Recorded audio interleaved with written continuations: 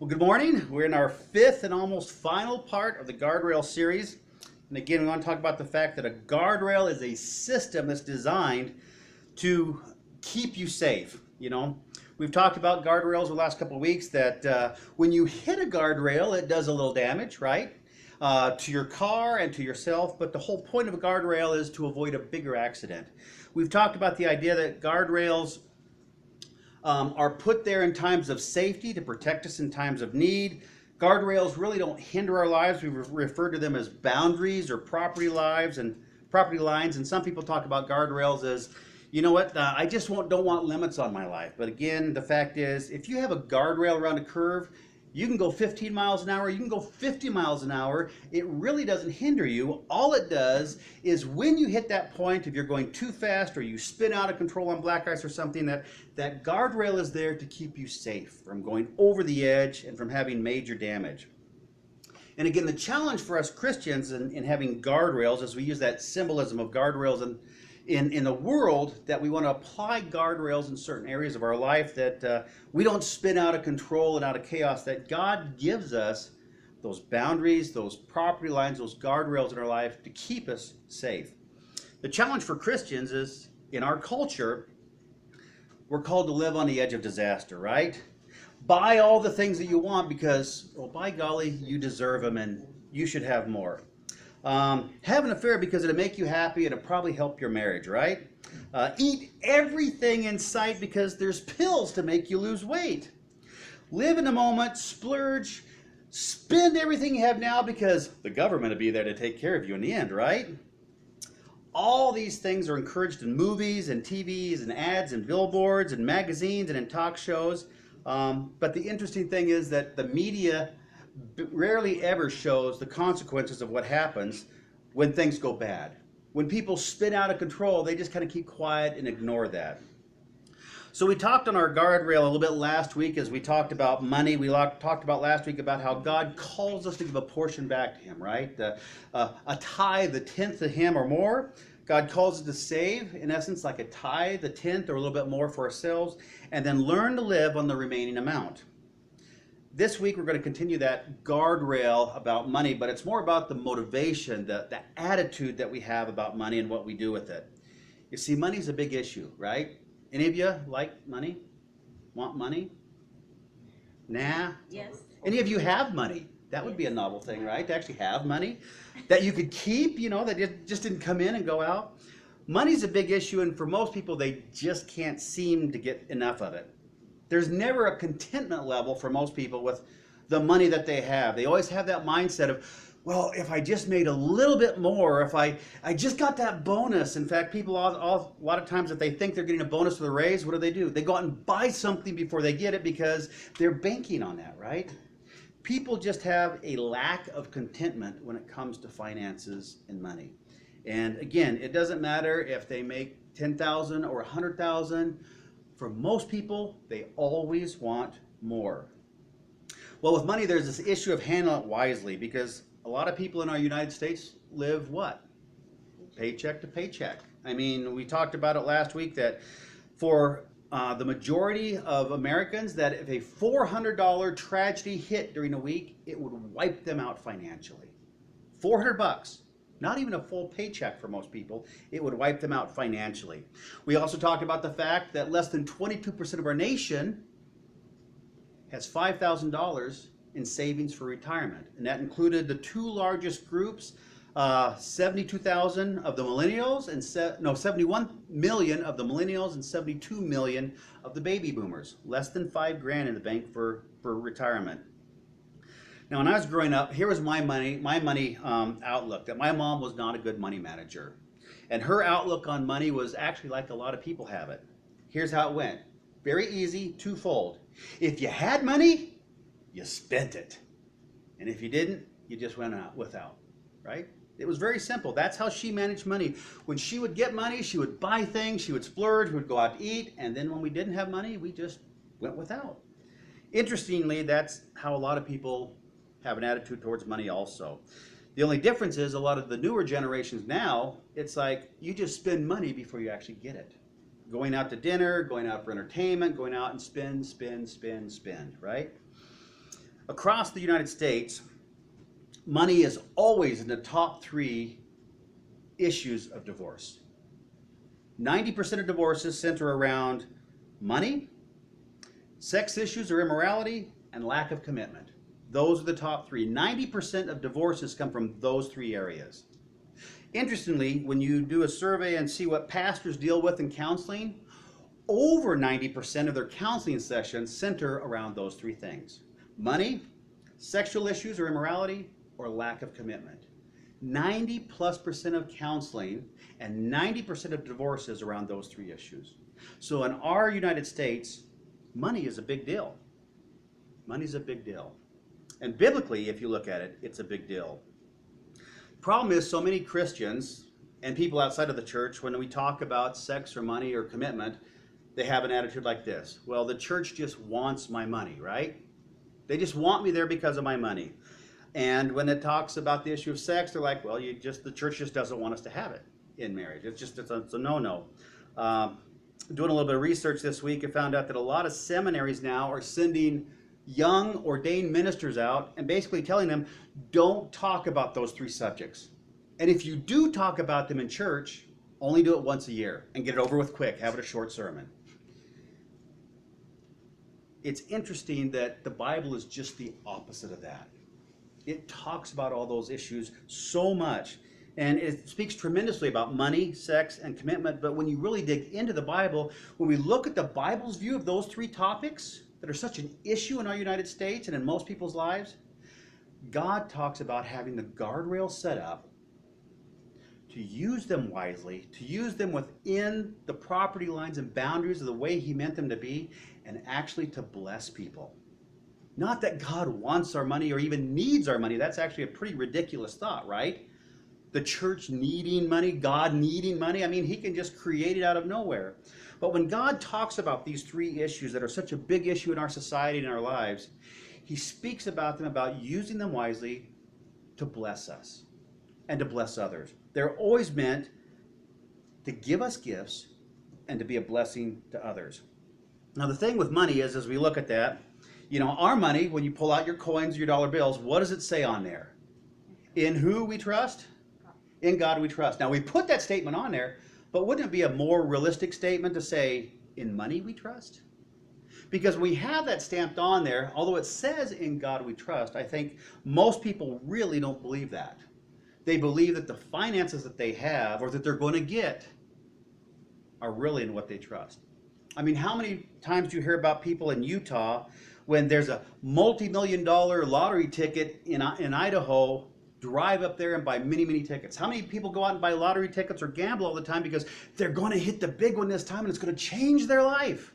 Christy and I were just watching a couple TV shows called Alone, where they stick people up in the Arctic all by themselves. They take 10 people, put them in the Arctic, drop them off towards the end of fall, and leave them there. They don't know how long they're going to be there because last man, last woman standing wins. And what they win is $500,000. And as we're watching this series, they kept saying, I've got to stick it out. I mean, one guy lost 80 pounds. Another woman lost 26% of her body weight. But they stay out there, they go through that, all for the sake of, I'm going to win the $500,000 and it's going to change my family's life. Now, let's be honest. Don't people think about that? If I only hit the big one, if I only got that raise, if I only made a little bit more money, life would be better. And so we realize that the fact of although our money says in God we trust, what most of America really is saying, and even Christians in the church are saying, is in money we trust. Money is what makes things happen. Now here's where the Bible has so much to say about money. Old Testament, New Testament, the whole attitude about money all comes back to one single word when you look at it. Old Testament, New Testament, both. The word is devotion. When it comes to finances and stuff and money, it's about devotion. Let me throw this at you a little bit. God knows the nature of human beings very well. And the interesting thing is, if we had to say who is the biggest enemy or challenge of God, we'd say what? Satan, the devil. But that's not per se exactly true when you dig into the Bible. Because God's version is God's going to overcome Satan. We read about that in Revelation and the other prophets. We know he's going to be overthrown. The issue, the biggest thing that God struggles with us and our humanity is our devotion, our loyalty, our commitment, and where we place that trust. Isn't that really where it's at? As God speaks to us, whether it's about finances or anything else, he's like, who are you going to trust? Remember Ghostbusters? Who are you going to call? Well, God's saying, who are you going to trust? You're going to trust your finances? Or are you going to trust me? We read in Matthew 6 about, was it 6 or 24? Matthew 6, about the fact of God says you can't serve two masters. You'll love one and hate the other, or vice versa. He's speaking to us and saying you have to make a decision about your finances and your motivation for your finances and who you really trust. We talk about Satan not really being the biggest enemy of God. Here's how I kind of think of it. I doubt that anyone here this morning is going to go home after church and sit down with a nice cup of coffee or tea and say, man, I got to make a decision in my life. Who am I really going to worship? Satan or God? Most of you probably cringe at that thought, right? It's like, why would you even think that? None of us are going to do that. But how many of us will go home after church and decide about, well, how much money should I spend on myself for lunch? Well, what things should I buy this week? Well, what should I do with my money or how should I save and work to get more money? You see, we leave church and we go back to the week and we go to work. We do all this stuff to try and get more stuff, don't we? That's where the issue comes in, is where's your devotion? Where's your loyalty? Where's your commitment? And in who or what do you really, really trust? When Christy and I first moved to Utah in ministry, the church we were serving at had 3 services. They'd grown from a small church to a very good, large-sized church.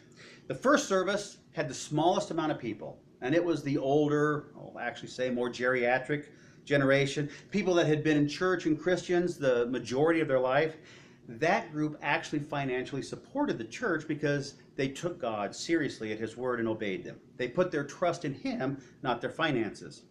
The middle service was kind of a blend of contemporary and traditional, and it was so-so. But the last service was the largest. We always had 500-600 people in there. It packed out as big as the church could get, and there were always more trying to come in, standing in the foyer behind us. The interesting thing about that service is it was the biggest service. It was very contemporary, a lot of praise and worship music, tended to be a younger generation, but had a mix of everybody.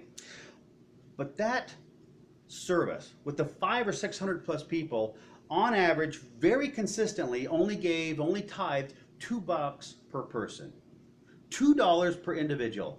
They came to church to worship God, have great praise music, do all this wonderful stuff, lots of good fellowship. I tithe my $2 every Sunday. But here's what would happen after church. They would tithe their $2 to God. And then you know what they'd do exactly after church? They'd get a group together and they'd go and spend $15 to $20 on a meal for themselves. So where's the priority? Financially, was the priority to God or to themselves? I give God $2 because I'm young, I have a mortgage, I have rent, I have a car payment, I have bills. I just can't afford to give God much. But I can spend $15 to $20 for me. You see the problem with that? You see where the battle for finances is? It's so subtle and it's so common we don't even think about it. But here's some things to think about. The evangelist Richard Ravenhill stated this truth about our modern society. He said this: today, Christians spend more on dog food than on missions. My house is cat food and chicken food. And he's probably right. The preacher, Billy Sunday, said this about money. He says, the fellow that has no money is poor. The fellow who has nothing but money is poorer still. And then John MacArthur, some of you know him. Great leader, teacher of leaders. He reminds us of this when it comes to money and our attitude toward them. He said, 16 out of the 38 parables of Jesus deal with money. 16 out of 38. He said 1 out of 10 verses in the New Testament deals with the subject of money. Scripture offers about 500 verses on prayer, fewer than 500 verses on faith, and over 2,000 verses on money. The believer's attitude towards money and possessions is determinative. So, let's go back to the authority. Let's go back into Matthew 6, starting with verse 24, and see what Jesus said about money some 2,000 plus years ago, because the issue then is the same issue as now. And it all centers around, where's your devotion? Where's your loyalty? Where's your trust? Where's your commitment? Matthew 6:24 starts off with this. He says, no one, and you good Greek scholars, Justin's taking Greek, when it says no one there, what does it actually mean, Justin? No one. No one. It's pretty plain English, Greek, it means no one. No one can serve how many masters? 2. Now it stops at 2 because you don't even need to go past 2 to realize you're going to be messed up if you're trying to serve 2 masters. We think about this in our modern society, and the word master, especially nowadays in light of what's going on, is not a pretty word, right? I mean, we think of the slavery issue and all that. But Jesus is saying here, you're going to be devoted to one thing or another. One person or another. You can't have a dual devotion at the same level. It's one or the other. Don't need to go beyond 2. You're going to have a devotion level somewhere. And he goes on to say, either you will hate the one and love the other, or you'll be devoted to the other and despise the other. Isn't that an interesting word? It's like you're going to be so committed to one that you're going to despise the other. It's just not even in the same field, the same category. And Jesus is essentially saying here, you're going to put your devotion somewhere, right? Think about your own life right now. You have a devotion somewhere that's primary, alpha, number 1, right?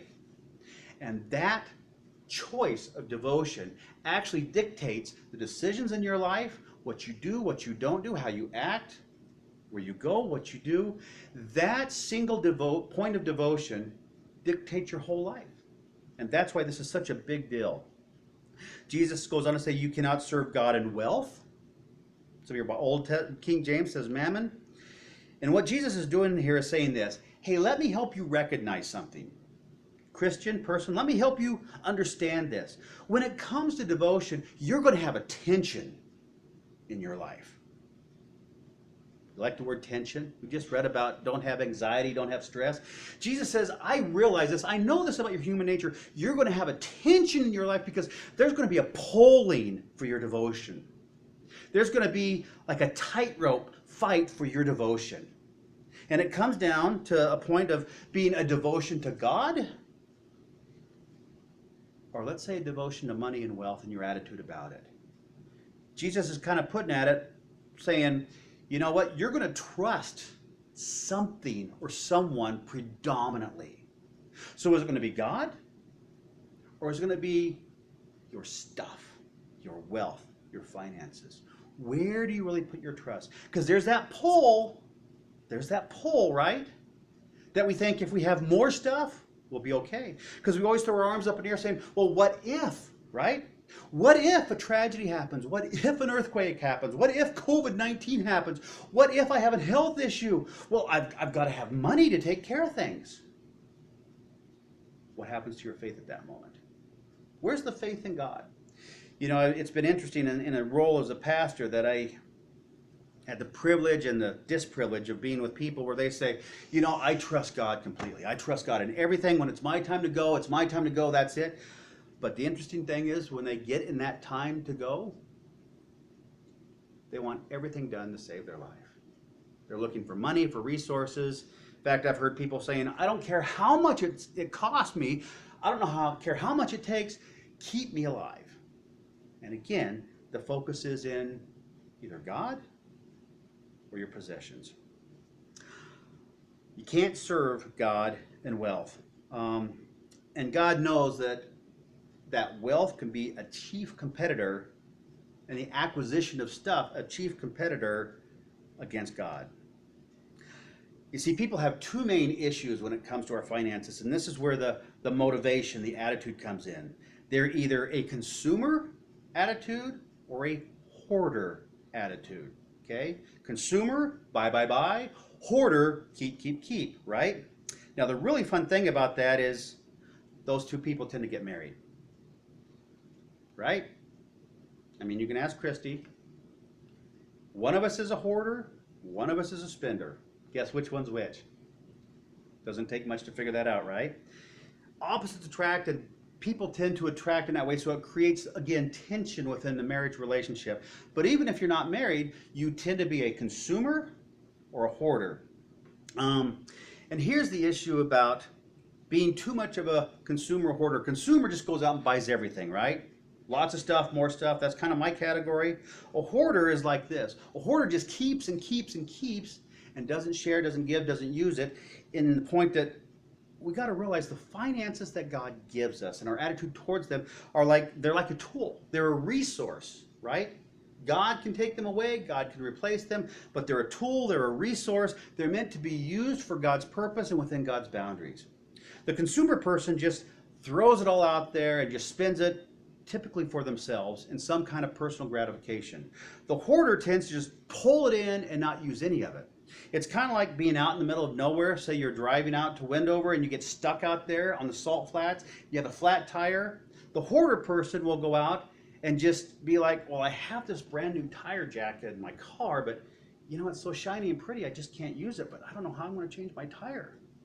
They have the resources there, but they refuse to use it because they want to keep it there, right? Where the consumer just calls up anybody and says, hey, come pick me up and fix it, right? Two issues. So we're going to look at it that kind of like a ditch. We're talking about guardrails in our life and our attitude towards that stuff. You got a ditch on one side that's consumer. On the other side of the road, you got a ditch that's a hoarder. We need to have guardrails set up to protect us from both sides of the road, right? Because if we go too far on the consumer side, it's not a good thing, because what do we tend to do? Go in debt, not have finances, not have savings. Well, I can't give to God because I just don't have enough. And on the other side, if we hoard, it's just as bad, because God's saying, I've given you these resources to bless you and to bless others and to do ministry. What are you doing with it? Why are you just keeping it all? I gave it to you to be used. So that's the issue that we're doing at. Now, when we look at the issue between consumers and hoarders, consumers kind of come in and they're like, well, I need this, right? I need that 12,000-inch TV screen, HD, high def. I need that. I'll use it to do ministry and Bible studies, right? They kind of give themselves that excuse. The hoarder is, well, I can't afford that. I'm not going to have anything. I'm just going to go without TV. I'll never watch it again because I've got to have money. Consumers kind of convince themselves that they need this stuff to make life better, to make life easier, to be okay. Hoarders just want to keep, and not give, because something could happen, right? And again, when we look at both those issues, they're fueled by one word. It's a G word. What do you think it is? Greed. The consumer is fueled by greed and that they need more. They just don't have enough. Well, I can't give to God because I need all this stuff. And then we collect stuff. And don't look at my house right now because it will be really convicting. But we have all this stuff, and then we pack stuff on top of stuff and more stuff on top of stuff. We buy stuff to have our stuff, and then we just have to deal with it. And it just sits there. And again, most of that stuff goes unused because we have too many of it. I mean, Christy and I have it's kind of embarrassing, bad joke that when Justin went to school, he was out there in South Carolina, and he calls up and he says, hey, Mom, do you have a few things that you could maybe send me or give me? I don't know if you have any around the house. And she's like, well, what do you need? He's like, and I don't remember what all it was, but he's like, well, I need like a toaster oven, I need a coffee pot, I need a microwave, I need a griddle. And Mom's like, oh yeah, we have those, we'll send them out to you. Dad bought them on sale, and in fact, they haven't even come out of the box yet. I mean, that's kind of ridiculous, isn't it? Kind of ridiculous. Not for Justin. Not for Justin. Justin banks out of our hoarding. But it's fueled by greed that, we think we need it, we're going to use it someday, somehow, and luckily at least those got used. But for so long, they just sat there in the box. Nobody's using them, no blessing to anybody, nothing. On the other hand, the hoarder type, the word greed, it's all for themselves. keeping it all for me. I'm not going to spend anything, even on me, but I want to keep it for me. That's not the way God calls us to do.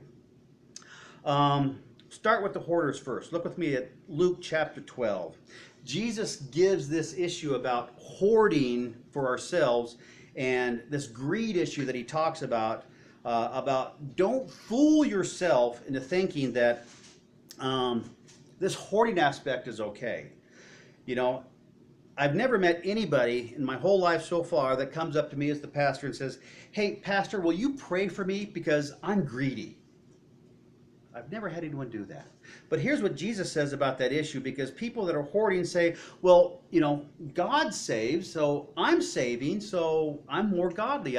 I'm being prudent, I'm being careful. When the fact is, God gives us these finances as a resource both to bless us and what else?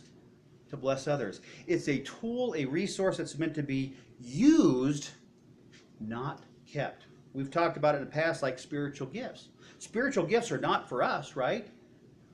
They're to be used to edify and build up the church. So we read this in Matthew as Jesus gives this illustration in Luke, not Matthew, in Luke chapter 12, verses 15 to 21. Jesus shares this warning of wisdom. And it says, verse 15, "And Jesus said to them, beware and be on your guard against every form of" what? Greed.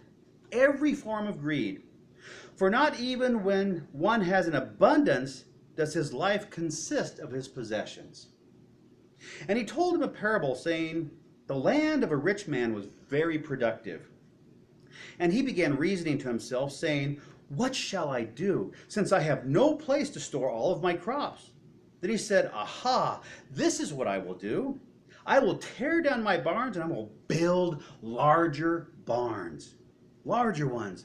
And there I will store all my grain and my goods." Notice the emphasis on the pronouns. What is he storing there? All my grain and my goods is what I'm going to keep. All of them, and I'm going to get more and more and more. Verse 19. "And I will say to my soul, soul, you have many good things laid up for many years to come. Take your ease, eat, drink, and be merry. But God said to him, you fool. This very night your soul is required of you, and now who will own what you have prepared? So is the man who stores up for treasure for who? For himself, and is not rich towards whom? Towards God." Do you see the tension? Do you see the pull? I mean, this is such a subtle thing in Luke 12, but it impacts us so much on the hoarding side that the whole focus of the man is say, I'm going to get bigger bank accounts and store all my stuff. And I'm going to have more and more and more. And I'm going to store up treasure for me. Now, what it's not saying is don't be an idiot and not save for the future. God's call is to do that. But God gives us a proportion, right? He says, give God this much, give yourself this much, and then live on the rest and use that to be a blessing for yourself and who else? And others. God calls us to be the ones, to be the ministers, to be the Christ, to be a blessing to others. And that's where it gets challenging. Because this man stored up treasure for who? Was it for God's glory? Was it for the benefit of others? No, it's for himself. It's all about me. Jesus goes on a little further down, if you look at verse 24, and he gives the counter of this. He says, consider the ravens, the crows, the birds out there. They neither sow, nor do they reap. They have no storeroom, nor barn, and yet God what? Feeds them. And then Jesus makes this statement, how much more valuable are you than birds?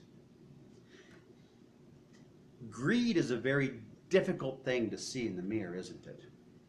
Whether you're on the hoarding side of thinking, well, I'm just being prudent, I'm just being faithful. Well, the attitude is it all for you? Or are you obeying God and what he's called you to save, then being a blessing for others? Are you living a little bit of the life that God's called you to live? I mean, when God gives us stuff, it's always for a purpose, right? It's not to be kept and held. It's to be used and put out there. Greed is a very difficult thing to see in the mirror. And here's Here's kind of a good definition of greed. Greed is simply the assumption that it's all for my consumption. Another way of putting it is this. It's all for who? It's all for me. To get more and more and more and more. Now that's whether you're on the hoarding side or you're on the consumer side. Because the same issue is there for the consumers, right? If I just have that thing, if I just have this, my excuse years ago was, well, I'm going to leave it to the kids. Well, the question is, what if the kids don't want it? What if they don't want it? Is it blessing? Is it in that consumption? Is it for God? Am I glorifying God with that 12,000-inch TV? No. I'm just getting it for myself because now, cool, look, I have this TV that takes up the whole wall. How cool is that? And God is not in there. It's the gratification for me. So again, on both sides of the road, there are these two ditches. Hoarding and consumption. And if we don't have guardrails set up to keep us from both, then we're in big trouble, right? Because we dip too far into the consumption side, that we buy our possessions, we have more stuff, we have stuff for our stuff, and we have bigger barns and garages to keep all of our stuff, and we don't have any place to have company over because the stuff is all in the room.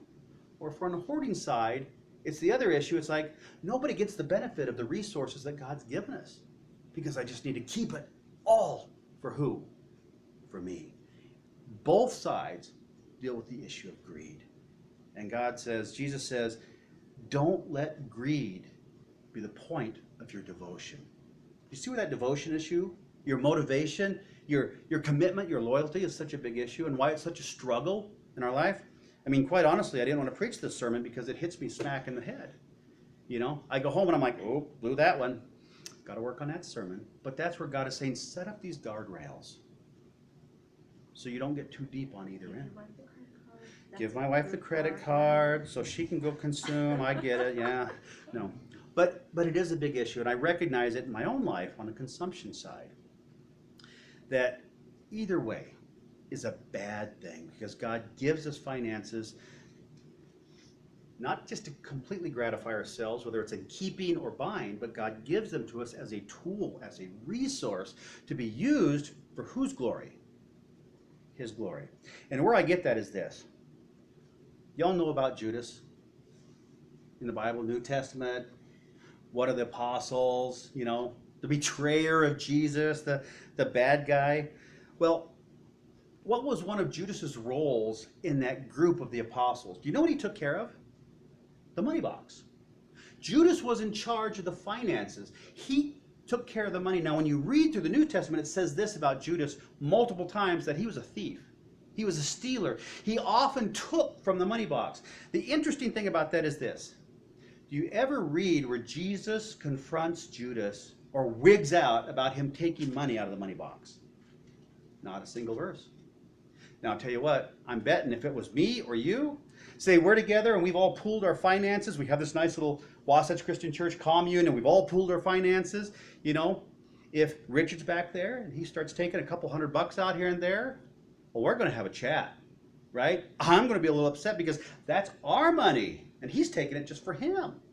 I'm going to be ticked off. If somebody starts dipping into your bank account, aren't you going to be a little bit upset?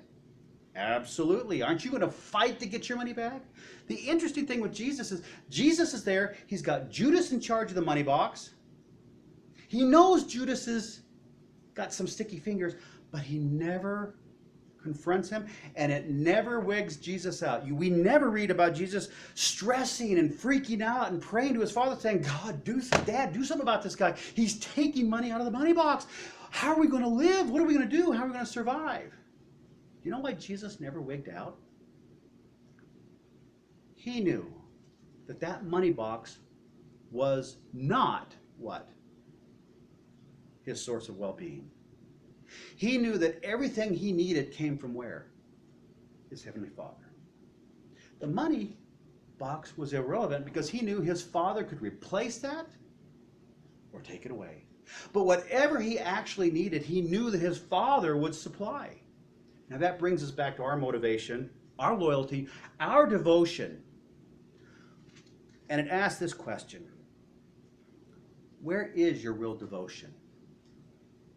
Is it in God we trust or in money we trust? It's a hard question when you think about it that way, isn't it? I mean, would you and I be like Jesus with Judas, taking money from the money box? Would we wig out because somebody's taking our money?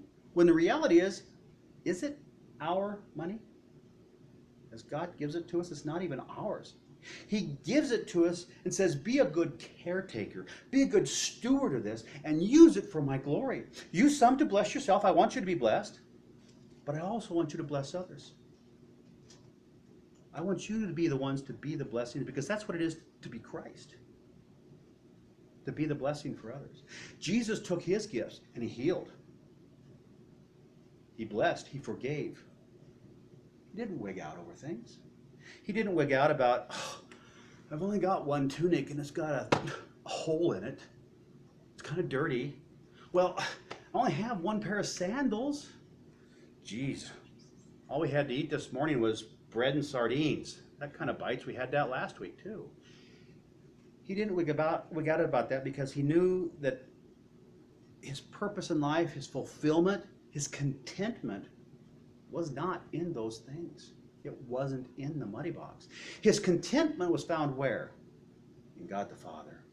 And in serving God the Father. And in using the gifts that God the Father gave him to bless others. I mean, even when we see him at the feeding of the 4,000 and 5,000, we see him lifting his hands in prayer and asking his Father to bless it, and then giving the abundance away. What a weird concept. When our mentality is, get more for me, whether it's consuming or hoarding. Isn't that such a strange thing? Basically, here's what we're saying. Here's the key for both groups, and it's in 3 words. This is where we end up today. Here's the solution to not be a consumer and go over that guardrail, to not be a hoarder and go over that guardrail. Here's the key, 3 words. Give, save, live. Give, save, live. Last year we did something rather unique for Christmas. Traditionally we all give each other gifts, right? Remember what we did last year? We gave each other gifts, but how did we do it? We did it through Samaritan's Purse, you know? Some of you gave us money for chickens to give to another third world family, or for a ministry to train an evangelist or a new pastor. We gave each other gifts that didn't benefit us directly, but they blessed other people. $50 here, $100 there. That actually was such a cool thing because I think it was so biblical. That the gifts that we gave each other for Christmas wasn't that we would have more stuff, right? It was that we gave to bless others. That was such a cool thing. I don't know if you see it the way I do, but I thought that was such a cool gift. Because in that gift, I got the letter from you that said, hey, in your honor, I gave a family a goat. A family that has nothing. I couldn't afford a goat. They got a goat to sustain them. I gave a family chickens. I gave a young man the ministry opportunity, the education to go out and share the gospel.